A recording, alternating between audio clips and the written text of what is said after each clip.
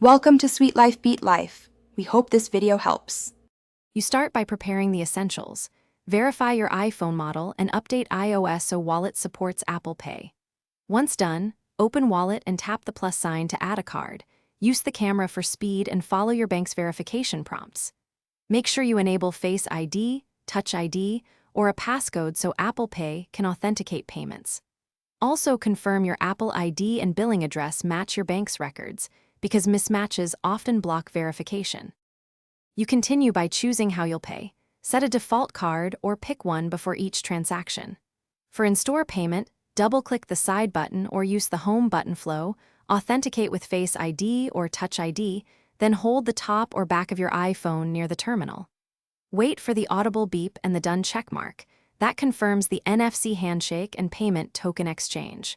For apps and websites, select Apple Pay at checkout and authorize with the same authentication. You finish by verifying the charge in Wallet's transaction list and keeping the merchant receipt for your records.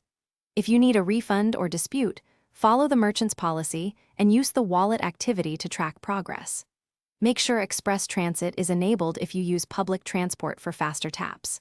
If something goes wrong, restart your iPhone, install any iOS updates, confirm the card is active with your bank, and ensure the merchant terminal actually supports contactless NFC. Align.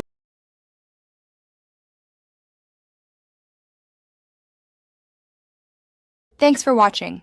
Consider subscribing if we helped you.